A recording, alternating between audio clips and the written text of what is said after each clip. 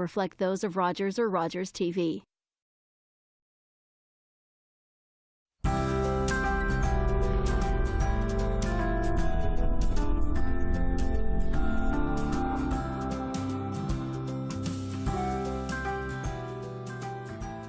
Hi, I'm Bev Miller, and welcome to Addictions Unplugged. Each week, my co-host, Dr. Vera Tarman, will answer your questions and concerns about addiction. Tonight, we're going to be discussing medical marijuana. As of April 1st of this year, medical marijuana is approved, providing a person has a doctor's prescription. Within the year, the government will be using their own contractors to grow marijuana that patients can then purchase. Medical marijuana, is it helpful or will it be abused? Call us with your questions and concerns. So Dr. Vera, tell us, what is medical marijuana? Why do we use that term? Okay, well, you know, medical marijuana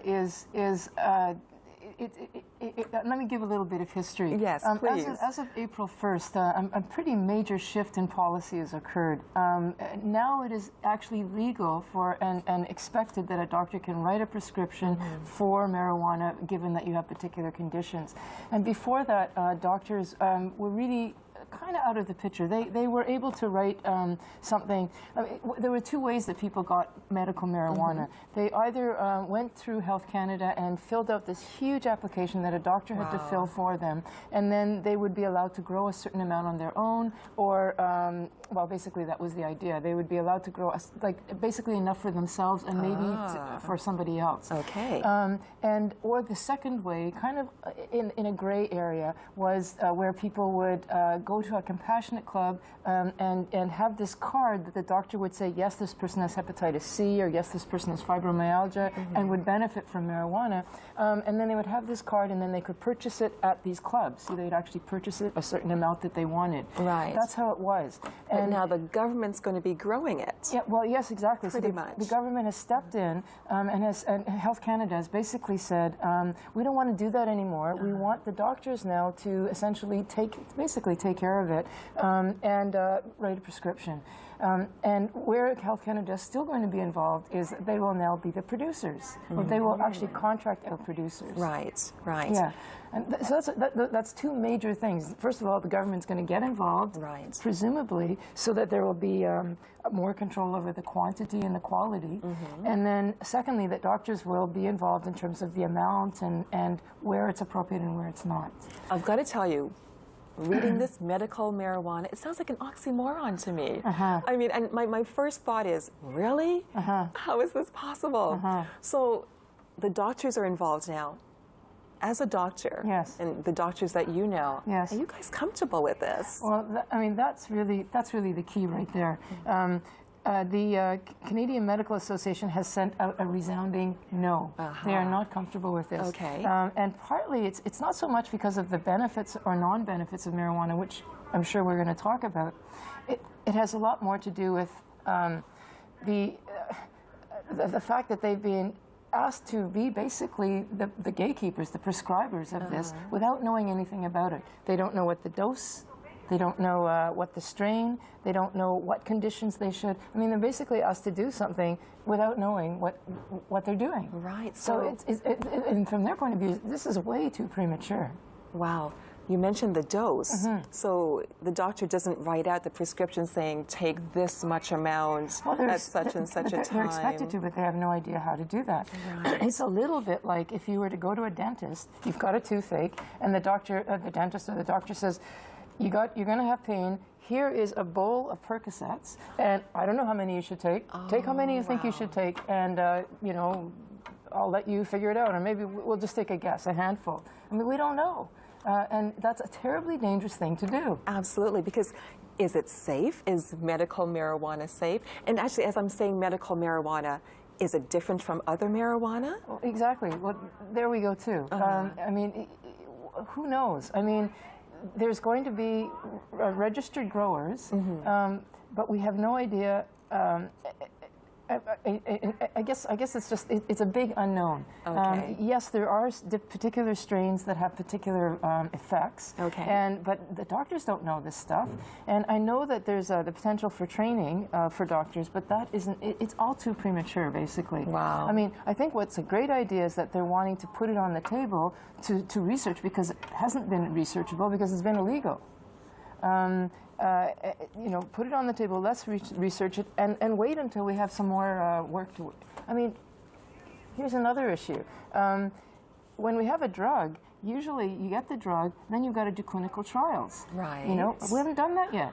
That's a good point. Yeah, and clinical trials take, well, at least 2, 3, 4 years. Absolutely. And this is suddenly, now I've got this prescription and the patient comes to me, I don't know how much to give this person. Wow. Yeah. My goodness me. What is your opinion? Give us a call. Tell us how you're thinking about this, how you're feeling about this, or if you are using this for medicinal purposes. Give us a call. Let us know what you're doing with it. So, pros and cons.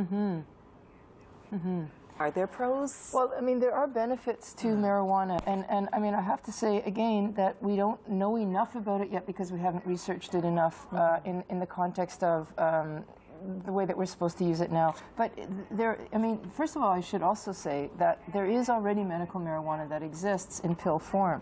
We've had 2 drugs that are available in Canada for quite some time, 10, 15 years, that we could prescribe. Now, they're very expensive, but they exist. And they're one of the drugs is called Sesamit, and it's used.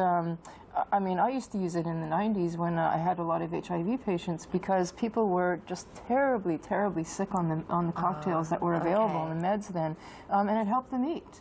And similarly for cancer, right. and also for pain. Yes. So, I mean, these were drugs that we could prescribe, and you know, they existed for quite some time, and there was some clinical trials and work around that, so we knew what we were doing. Right. I knew what the dose was, and I knew what the effect would be. We're just not at that stage yet. But it's not to say that there's no benefit. Like, we do know that there's benefit to marijuana. We know that it helps for appetite. Right. For the reasons that I just said. Increase the appetite, yes. We know that it can help for pain. And we know there has been some research to look at other things, like it's helpful for epilepsy. There's some really, really interesting research on, believe it or not, for Alzheimer's. Now that's interesting. Yeah, there's some strains. I mean, this is where there's been some research. It's not that there hasn't been research done, but just not. Basically, we're still at that experimental stage. We haven't actually looked that much at clinical trials yet. But there's actually been some work done on Alzheimer patients where they found that some of the medication that we use to slow down the cognitive impairments. Right. Marijuana actually works better than they do, than these do. To slow it. To slow it down. Yeah. I hadn't heard that one. Yeah, I know. It's actually, it's very preliminary research, but it's very exciting research. So it's not to say that there's not some huge potential here. Right. It's just that it's too soon. Okay. Yeah. So then the cons, because it might have these good things going for it, but there's also some other, the bad side, the side effects. That's right. And with the, if we could get time to do the research, what we could do is actually target, I mean, there's different cannabinoid receptors in the brain, and if we could target the ones that are effective, like, for example, for Alzheimer's and for pain, and then diminish the effect where it actually makes you high, because we can, theoretically that's possible to do, then that would be great. But the way it is now, it's just a shotgun approach. And so it might help a little bit for pain and nausea, but you're going to get the other effect, which are some of these negative effects, which I'm going to get into in a second. Right. One of them being you're going to be cognitively impaired. In other words, high. Yeah. And, well, I mean, we can talk a lot more about other effects, but just on that level alone, you know, you might be helping your cognitive impairment with Alzheimer's, but at the same time you're high, it kind of counteracts itself. I hear you. I hear you.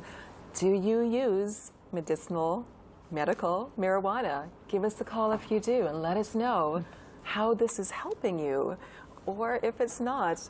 But you know, going back to the cons, it can cause various ill effects within the body. Yes. I mean, one of the things I'd like to hear from callers, if anybody is thinking about it, is how they deal with some of the negative effects, because they're clearly using it for a positive effect. Yeah. And so there are some negative effects. I guess probably the main one, outside of just being impaired, that you're high, is that it can cause, real damage to the cardiovascular system and the respiratory system. Right. In other words, you can get COPD, a chronic obstructive lung disease, either emphysema or a chronic bronchitis. When you're taking a substance, if you're taking it as a pill, that's not going to happen because you're not smoking it. But when you're taking it as a substance, where you're actually smoking something, and not just smoking, but you're holding it in, and then you're letting it go, that's really damaging to the lung cells. Absolutely. Lung cancer. Yeah, exactly. Yep, lung cancer. Lung cancer. And I think I read where smoking one joint is equivalent to smoking 3 cigarettes. Or more. I mean, the studies have actually said it's anywhere from 3 to 10 cigarettes. I guess it depends on one how big. joint. Yeah, yeah. Okay. So that's a lot. And then if you're smoking cigarettes on top of that, that's really quite damaging. Absolutely. To the lungs. So that's really accelerating your risk. And one of the things about medical marijuana, in terms of Health Canada's approval, it's actually not approval for smoking. It's actually approval for inhaling it. Isn't that the same thing, though? Well, no, it might be an inhalant like a puffer. Oh, I see. I mean, I actually don't know if that kind of inhalant device has been devised by Health Canada. I'm sure that you can buy one at a store, one of these head shops, or through oral use, like a tea. Those are the way, but Health Canada has not gone so far as to say it's safe to smoke, because they know themselves. You put something into your lungs like that, that's real damage to the system. Right. Yeah. But what about, okay, so I found this online today.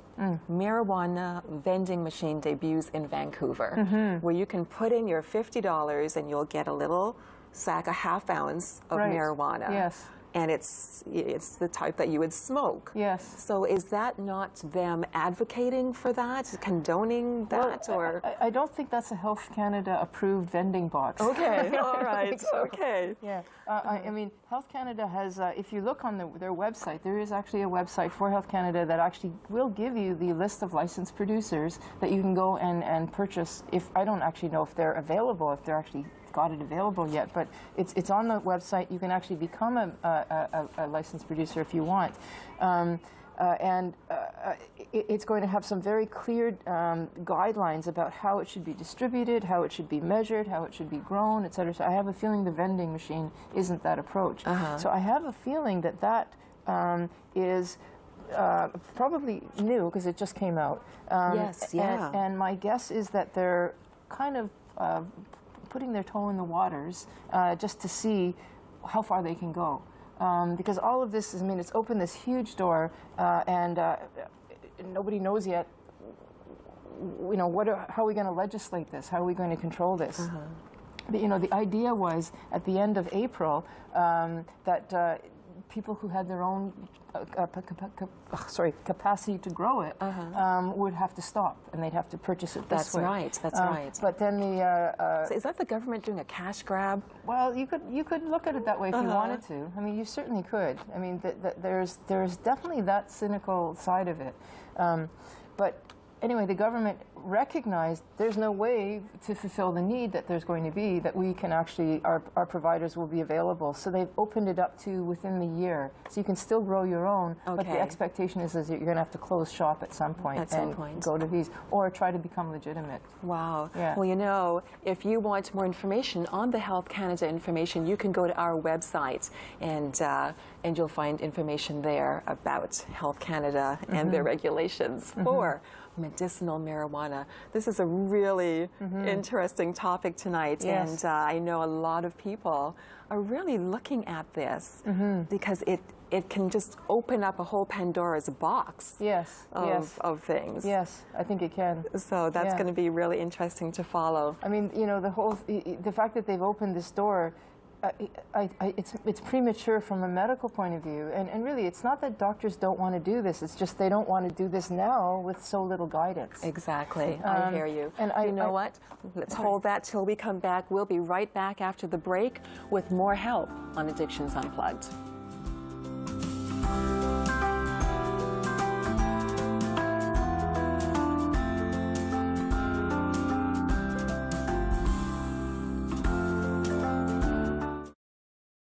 Ever wondered what goes on under the hood of your car?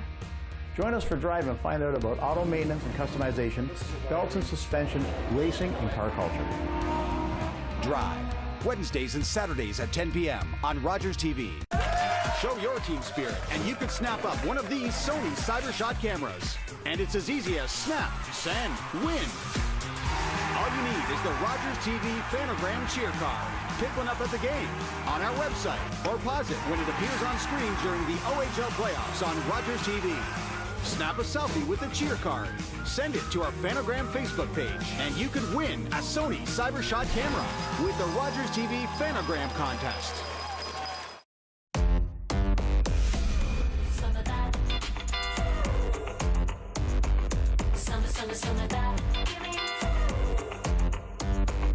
Who is that? Won't you give me some of that? I got this. Won't you give me some of that? I got this. Won't you give me some of that? I got this. Won't you give me some of that?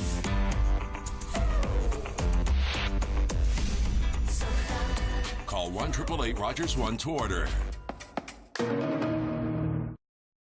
What do Wayne Gretzky, Sidney Crosby, and Diem Phaneuf have in common? They all played minor hockey, so tune in to see the NYHL on Sports Zone on Rogers TV, Friday nights at 7 p.m. right before the OHL.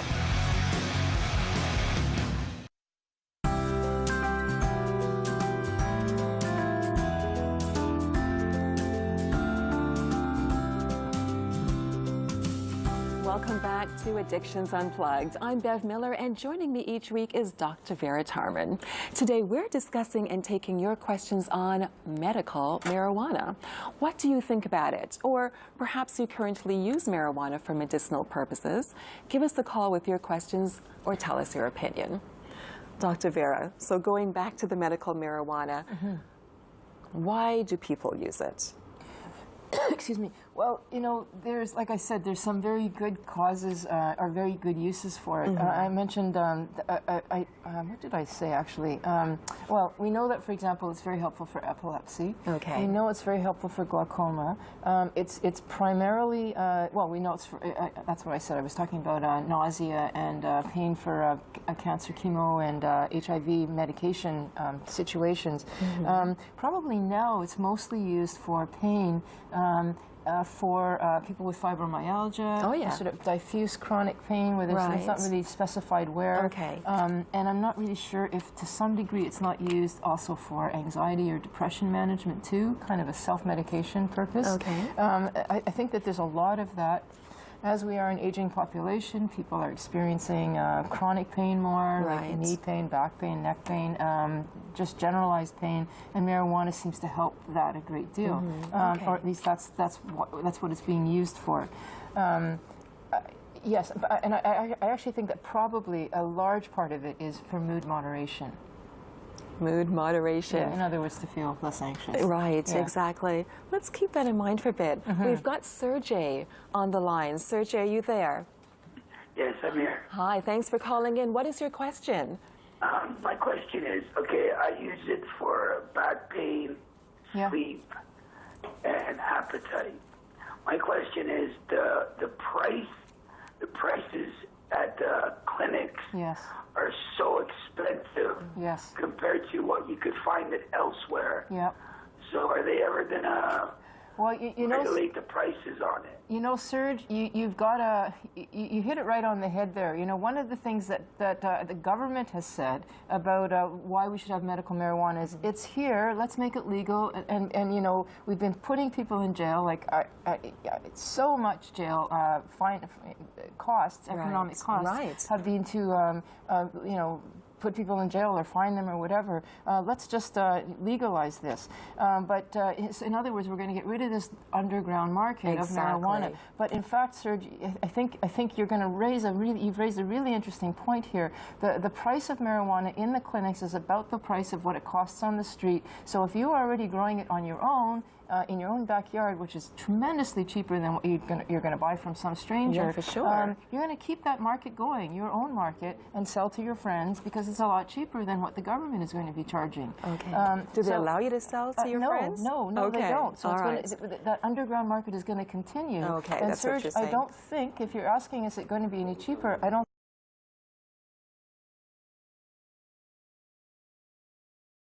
think it will. I think this is going to be a stumbling block. And the next question that you haven't asked is it going to be covered under ODSP or medical plans? Is your plan, your insurance plan, going to cover this? That's a very good question that I don't have an answer to. But I mean, Serge, what would you do? I guess you can't really say if you grow it on your own, but wouldn't you be, I don't know, what's your opinion about that? Grow, but I purchase every few days. Yes. I spend about $40 every 2-3 days. Wow. Without it, I don't get no sleep. Yes. My legs, I get spazzing in my legs while I'm laying down. It kind of relaxes me. And migraines, it really helps with my migraines. Yeah. Are you getting it, Serge, are you getting it at one of these clinics or like these? Yes, I go to a location. Yeah. And I go in, I show my card before I go in. It's great. It's safe. Yeah. I know what I'm purchasing, what is what. So they have a great selection there. Yes. And I know what I'm buying. If I'm buying it like to help you sleep, is it helping me for appetite? They have that down to the science. Yeah. They're really good at it. Yeah. Well, Serge, Serge, you're actually still going to the compassionate clubs, I think. I don't think you're going to the new setup that has started since April the 1st. Are you? Yeah, I've been going to. Yep. No, it's not compassion. It's one of the other ones. Oh, one of the newer ones? No, not. It's been that I've been with them for about 3.5 years. That's right. That's right. Yeah, that's right. Well, I'm afraid that system is probably going to be phased out, and whatever is going to be available next, I don't think is going to be any cheaper, frankly.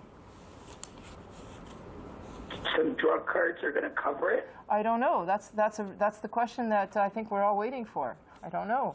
I suspect that they may not. Certainly not for a while, but they might. Interesting. We'll see what happens there. Right. Yeah. So, Serge, you're spending $40 every few days, you said, and that's just of your own money. You don't recoup any of that. Yeah.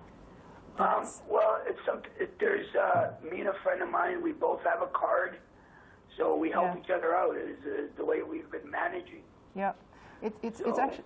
You know, Serge is not. It's not actually that unusual. I've heard of people spending over $100 even a day. It depends on how strong your need is, or your habit is, or whatever it is. It can be quite a lot. Right. Yeah. Okay. Well, Serge, thank you so much for calling in, and thank you so much for watching the show. Thank you so much. What is your opinion? Are you using medicinal marijuana? Give us a call and let us know.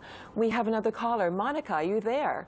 Yes, I'm here. Monica, hi. What is your question for us this evening? Good evening, and thank you for taking my message. Absolutely.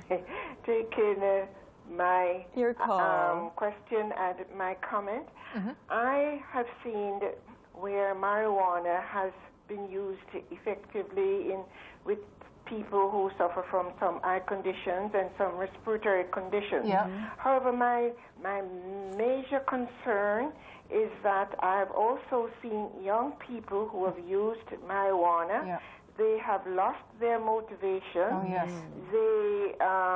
It also leads them to using heavier drugs. Yes. And it also impairs their judgment and seems to potentiate bad behaviors. Oh my gosh. Like anger management. Yes. And as I said, they almost become worthless. Yes. And Monica, it often happens to the young people who are already marginalized. Yes. And many of these young people are also from single-parent homes. Yes. Monica, so just hold on one sec. Just hold on one sec, because you're raising a lot of points that I want to bring out for our audience. I mean, you're raising some really, really good points. The first thing you said is demotivation. I mean, you know, you asked about what some of the negative consequences. You know, we've been talking about what some of the positive needs are, but unfortunately, the people who are using this and probably heralding this new movement are not necessarily the people who are going to benefit the most. So you're talking, Monica, about young kids who don't have glaucoma, who don't have chronic pain, who don't have fibromyalgia. Right. And yes, it causes demotivation, it causes memory loss, which is terrible for school. I mean, they're at school. It causes teenagers, which is where we see a lot of this. You know, the brain is developing in teenage when you want to develop your skills of judgment and insight and general anger control, and you're not able to do that. And marijuana, actually, one of the things that we'll get into later, I'm sure, is that the withdrawal pattern of marijuana is that you get very angry. And so not only are you dealing with new anger as a teenager, or just anger of being a human being, now you're dealing with the agitation and angry, I mean, in terms of withdrawal, Monica, the #1 withdrawal feature of marijuana, which already starts a few hours after you've put down that joint, is anger, irritation. Can't be in your own skin. You have to have a joint to feel more calm. And we have to be very careful about this drug. It's the same as using opiates. They're tremendously useful if we use them in a controlled way. Otherwise, we're going to have a problem. Anyway, go ahead, marijuana. Yeah. Let me Monica. Can I just make one more comment? Yes, absolutely. I'm a registered nurse, and I have taught pharmacology for many, many years. Yes. And there are many medications, and I would perhaps say digoxin is one of them, that is, or atropine, and they have been purified from herbs. So if the government can determine through its research the effective and useful qualities of marijuana, and then they will prescribe these purified products to the public. I'm all for that. Yes. But to give whole marijuana, make it available, to people who are already marginalized, to people who already have problems, I'm totally against it. Yes. Well, what I'm interested... And that's all I have to say. Monica, before you hang up, I'm really interested in the fact that you've picked out the idea of being marginalized, that it's the marginalized that are more likely to use this than the non. Isn't that what you're saying? Yes, and that's exactly what I will say, yes. So what do you think's happening there? I am saying that perhaps the children or the young people, the teenagers, who are already alienated because they're from a single family home, become more alienated when, as you say, they smoke this drug, this whole product, and they withdraw further, and they become more angry because they already are suffering from emotional problems. That's right. Yes. Well, thank you. That's Monica, thank you so much for bringing out those points. You brought out some really, really good points. Absolutely. And thank you so much for calling, Monica. Thank you for watching the show.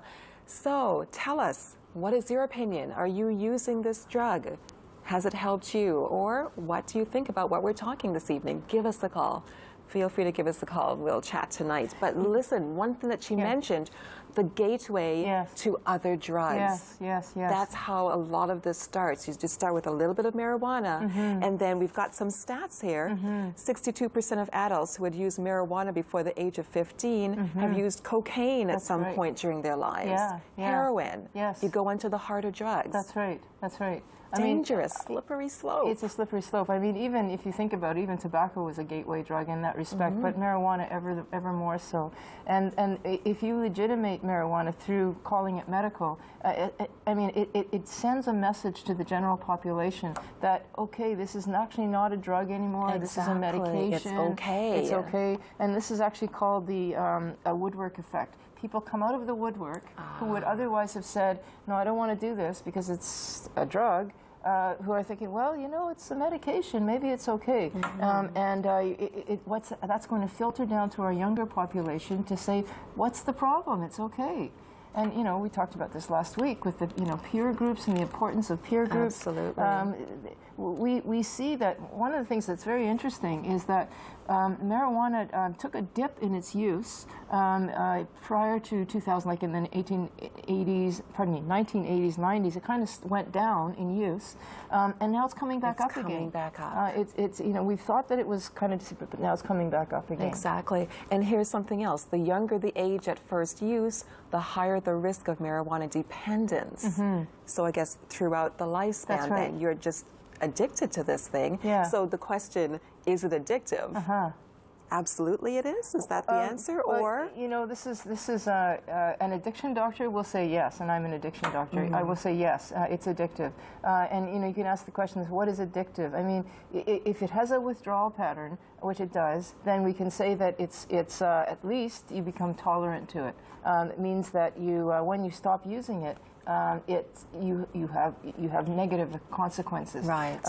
And when you smoke something, this is the reason why I think it would, if you do have to take it, it's much better to take it pill form or in some oral form than rather than smoking it, because what goes in quickly, and smoking goes in the fastest, goes out quickly. So you're high, then you crash, and you're high, and then you go down. It's like this kind of thing. But not only does it leave you quickly, it still leaves stuff inside of you. Yeah, it leaves the residual effects. So it's a double whammy. Yes, yes. Yeah, exactly. You know, if you take a pill form, you're not going to get quite the same high. You get the body effect, but you don't get the sort of, you know, giddy high thing that people want. Or the lung cancer. Or the COPD. Would you with the pill?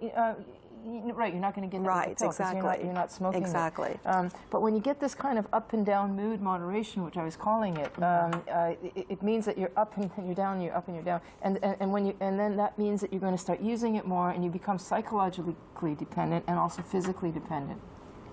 And the physical and the withdrawal pattern of that is, as I said, number one is anger. Yes. And you know, when I do my work with my classes at Renaissance, I'll always ask them, how many of you are chronic potheads? They'll put up their hands, and then I'll say, how many of you have been told that you need an anger management course? They all put up their hands. I say, you know what, you might need an anger management course, but you could just be in withdrawal. And that withdrawal lasts, if you don't know this, people, it lasts 3 weeks, 4 weeks. It's not one night. It's not 2 nights. It's not the 3 or 4 days of alcohol withdrawal or up to 10 days. This is like weeks and weeks and weeks. That's very interesting. Yeah. So you can't just kind of go cold turkey, sweat it out overnight or a few nights. This is no, it affects you. Prolonged. It affects you it's a very prolonged withdrawal. And not only that, you get insomnia and you get agitation and you know, all of those things. That's interesting. Right.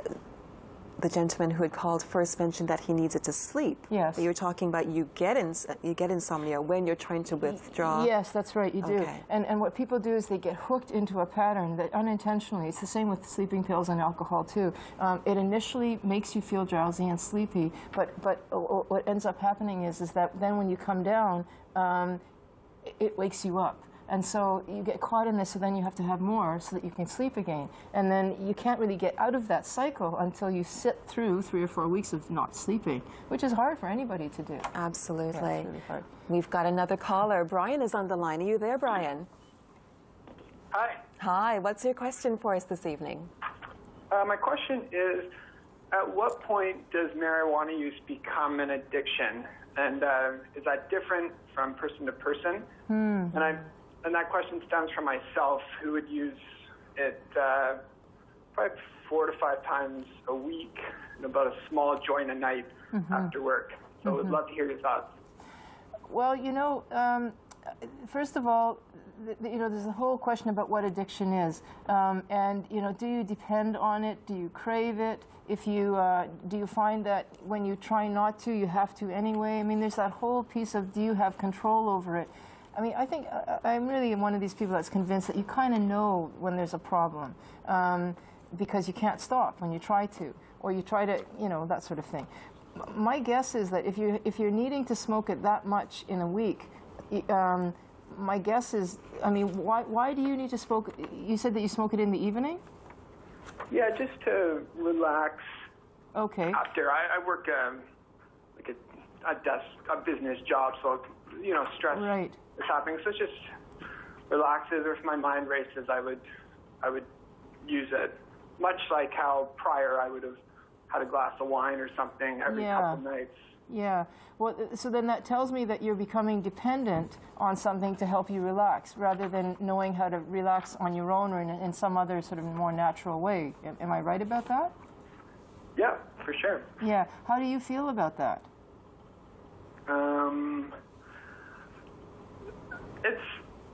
That's where the confusion lies, I guess, is just because it doesn't seem like something like I have stopped.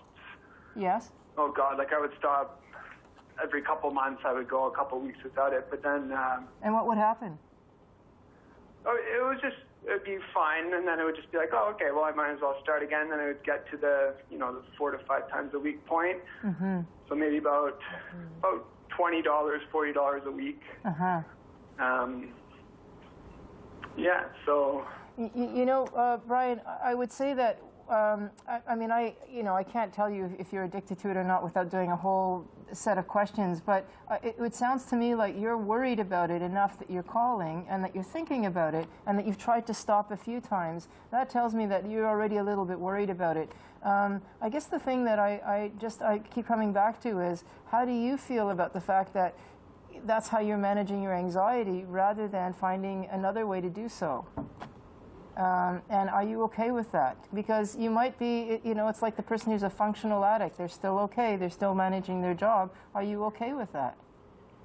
Definitely describe myself as a functional addict. And I do yoga, say, 4 times a week. Yes. And do meditation as well. Yes. So I do to manage stress and anxiety. But that takes time, and if once life starts to get busy. Yes. An hour yoga class versus a quick joint. Going to your back. Yeah, a quick joint. Right. So that's where I'm coming from. I think that,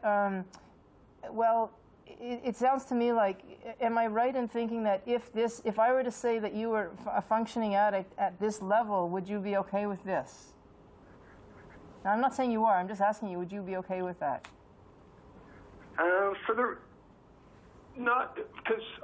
For the health reasons, I don't like smoking, so I guess I'd have to move to another form. Like I don't like cigarettes, because it obviously gives you cancer and such. So that would be a worry of mine. Yeah. Say 20 years down the road when I'm, Okay, so I think you're kind of answering your question then. There are certainly the long-term consequences. The other thing about addiction is that it's not how do I say this? It's a kind of phenomena that it's not stagnant. It actually gets worse and worse, but insidiously. You don't really realize it. It's like you can become a drinker, drinking 2 drinks a night or maybe a joint a night, and then over time it's 3, and then when you're on holidays it's 4, and generally then it starts to sort of become part of your lifestyle, and then you couldn't live without it.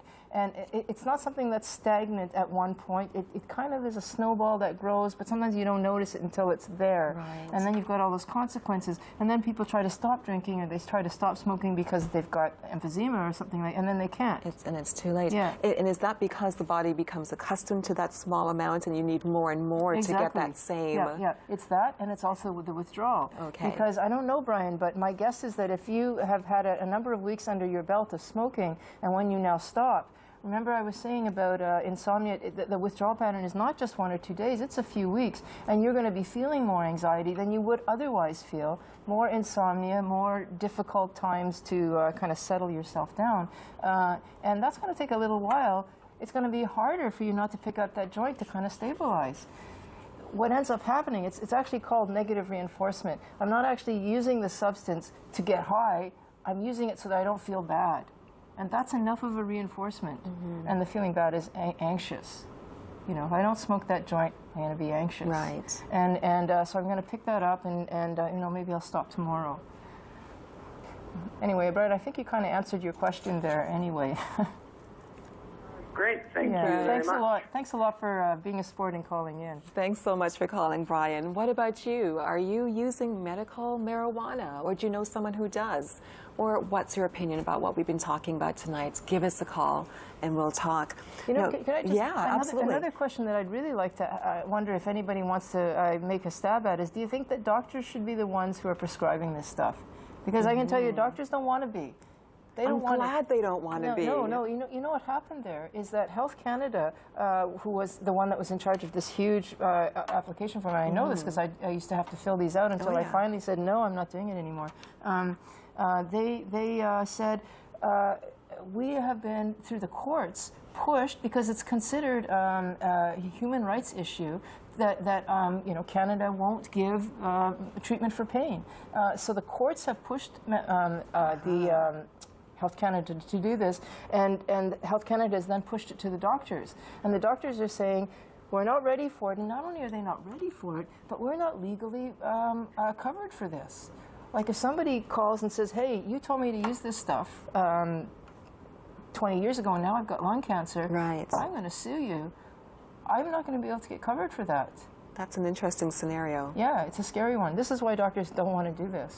But I really want to know if people think that doctors should or not. Yeah. Wow. Well, you know, for the Canadian Medical Association's policy on that, callers, you can go to viewers, you can go to our website to get more information on that. Now, you know, you're talking about the long term, and Brian was just talking about, you know, he's concerned about that long-term thing. Yes. But there's other things such as depression, anxiety disorder, that's right. schizophrenia. Yeah, that's a big one. That's a big one. One of the things I'm always really intrigued about when I ask people, especially people in my age group, I'm in the 50s, the baby boomers who have been smoking for a long time, or usually what happens is they say, I used to smoke, but I don't anymore. And why don't they? Because it made me paranoid.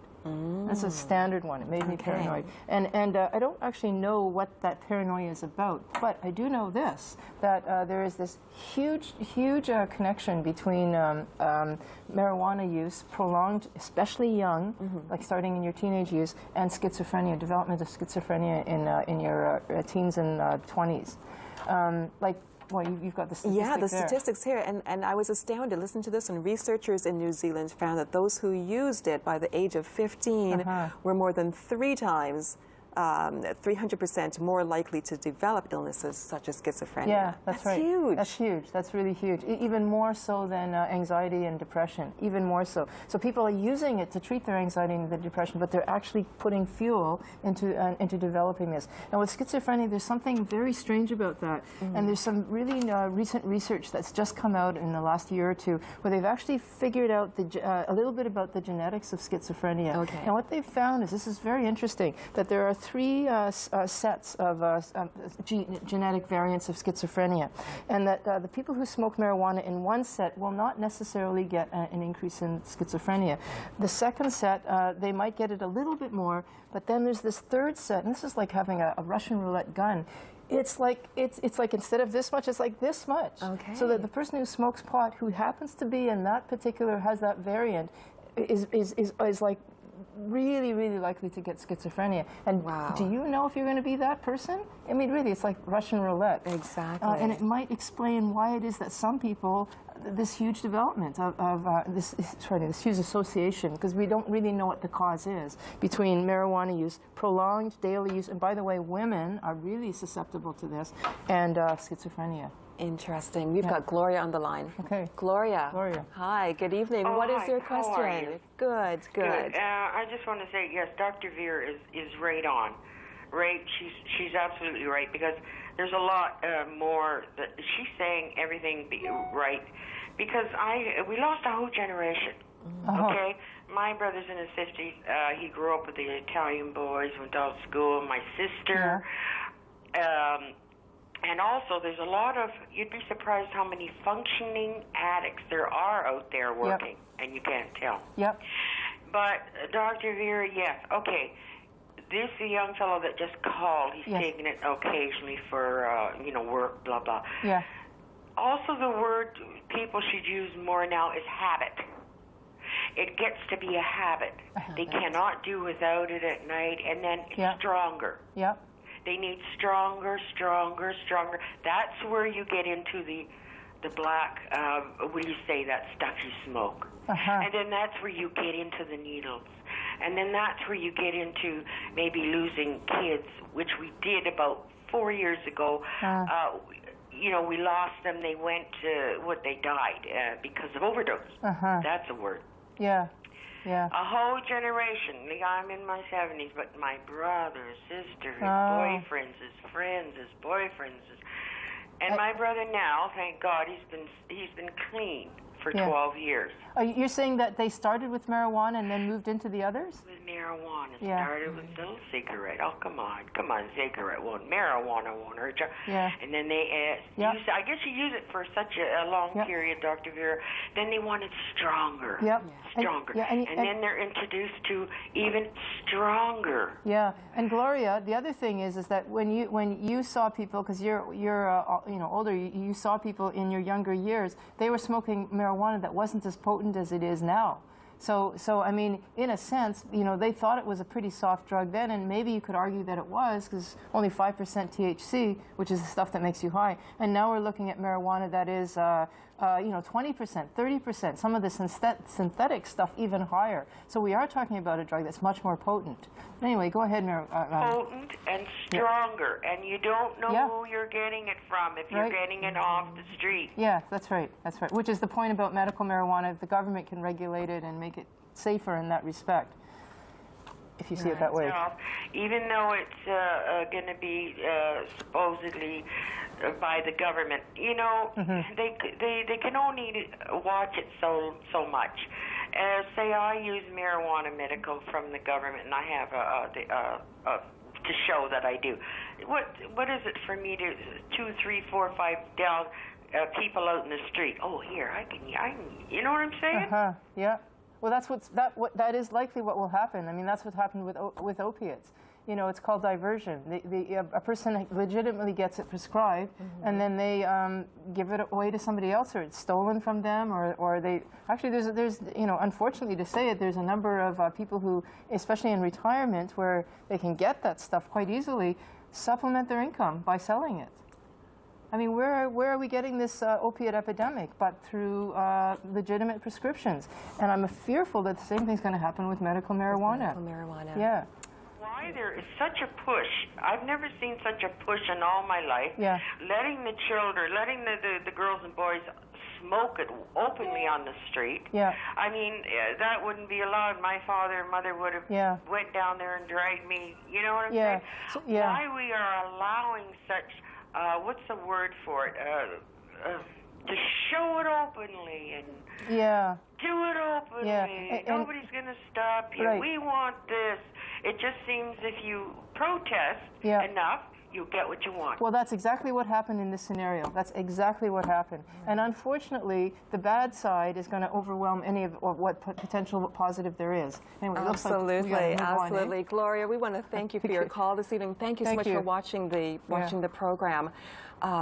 We want to move on to Eva. We've got Eva on the line. Eva, hi. What is your question for us tonight? Hi, Bev. Hi, Dr. Vera. Yes, Hi. It is the Eva. Hello, Eva. How are you? Great. What's your question? You and I have discussed this topic before. Yes. And something hit me while I was watching how animated you are. And it seems to me against this. Something hit me. I'd like to know what kind of pressure are doctors under should a patient come in and ask for this. What kind of pressure are you under? Are you even required to give the patient what they want? Well, that's a really good question. The Canadian Medical Association has actually sent out this policy that has actually said, yes, you're going to be asked, but if you want to say no, that's fine. You can say no. So they have actually backed us up. And again, it's not because there's no value to this. It's that the way it's being presented, that's what doctors are really upset about. Oh my gosh. I'm sorry, I lost my thread there. Is there a list of doctors who will prescribe? Thank you. That was it. And Eva, the thing that's going to happen is that there are actually already a few clinics that have stated that they want to open up because, and they're going to be just marijuana clinics. I think there's going to be one at Yonge and Eglinton. Okay. Is it two apparently at Yonge and Eglinton, soon to be opened up in the next few months, and they are going to make their stand based on the fact that doctors like me don't want to prescribe it, or that we're too afraid to prescribe it. And they've said, look, we know that doctors don't want to do this. We're here, we're open, come to us. And you know what the problem with that is that in order to prescribe a drug that is potentially dangerous, you've got to run through a whole list of options. This is what I've tried first, this, and this, and this. This didn't work, that's why I have to do this. These doctors are not going to do this. Incredible. You know what, we're going to have to go to break. Eva, we want you to just stay on the line there, and we'll come back with you after. But we've got more help with Addictions Unplugged.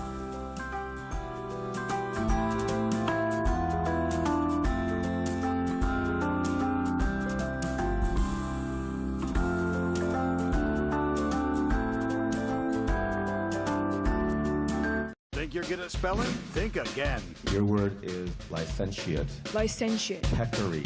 Valvulitis. The 2014 Spelling Bee of Canada National Championships. Coming soon to Rogers TV. Premiering this May on Hollywood Suite. We are going to remember all of the good times. In Vegas, everybody's got to watch everybody else. It's like looking in a mirror, only not. Those 6-year-olds, how much trouble can they be? They're horrible. Are you a virgin? And you are Gina? Gina. Oh, what's up? Call 1-888-ROGERS-1 to order. Ellie Mae! Give me one good reason why I shouldn't kill you right now. 'Cause you're Jewish, and it's the Sabbath? Dang, damn it. Tomorrow at 7? Can't. 6. How about 6:30? Okay. Oh, y'all have a good Shabbos now.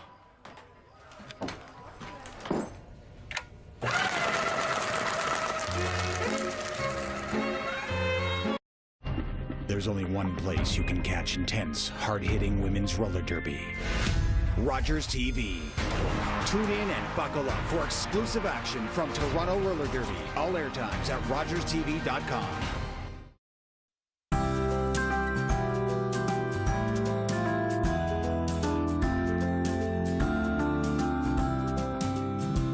Welcome back to Addictions Unplugged. Today we're discussing and taking your questions on medical marijuana. And we've got on the line Eva from before the break. Eva, you still there? Yes, I am. All right. So to finish up with Eva then. Well, Eva, I just wanted to say this is why we're going to see specialty marijuana clinics coming up around the block.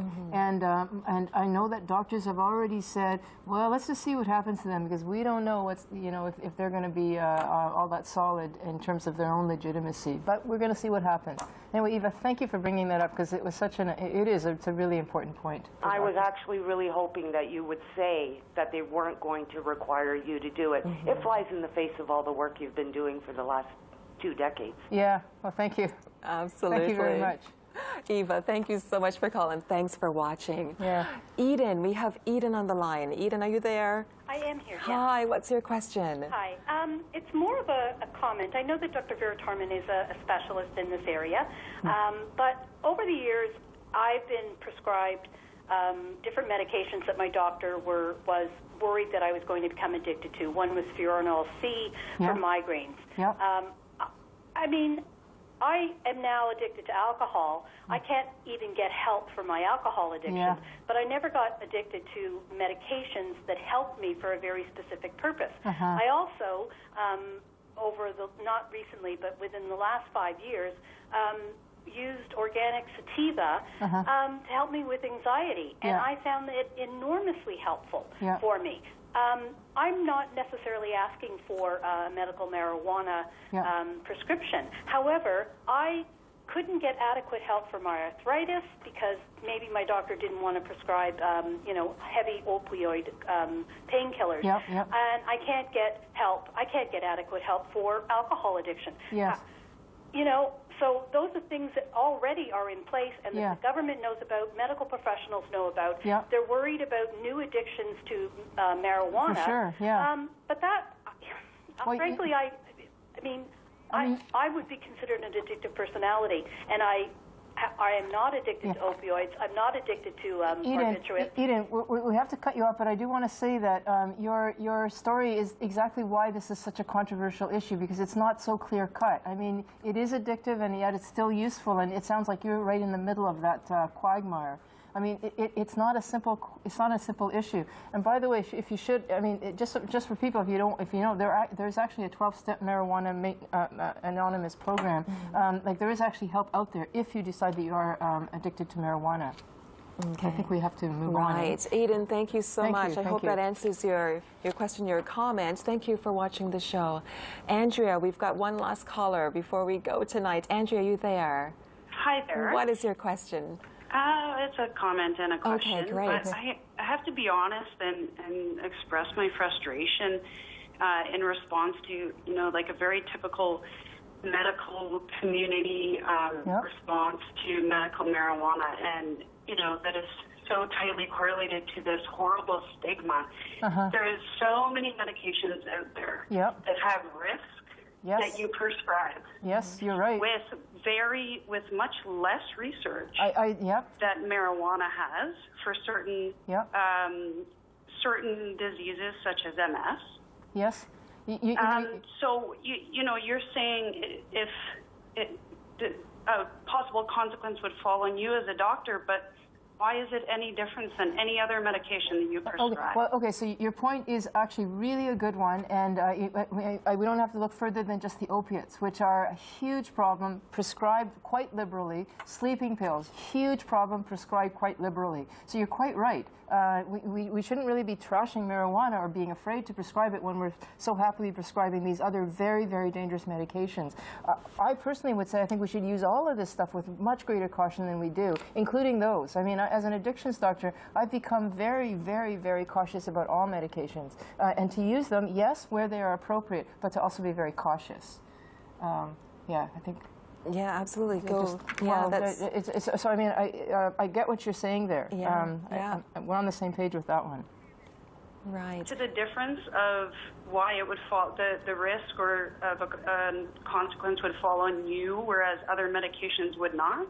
You know, this is one of those crazy situations. It's called the standard of practice. The standard of practice is that it's okay, and the standard of practice is what legal, if I get sued and I'm following my standard of practice, which is what all the other, what does that mean? What all the other doctors are doing. And if all the other doctors are prescribing liberally opiates or antidepressants, I mean, I could make a list of things that are not that safe to take, really, or that have consequences. But if everybody's doing it, I'm not, if I get sued, I will have the backup of my legal protection.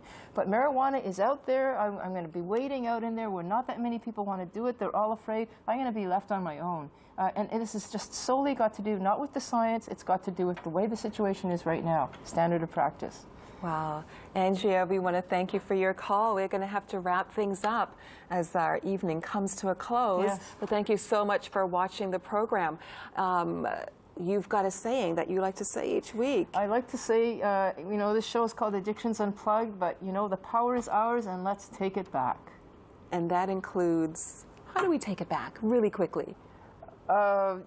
Putting you on the spot. By calling upon supports in the system, within ourselves, spiritual supports. Let's take the power that we give the substances, whether it's marijuana, alcohol, antidepressants, whatever it is, and find ways to be a full human being within ourselves.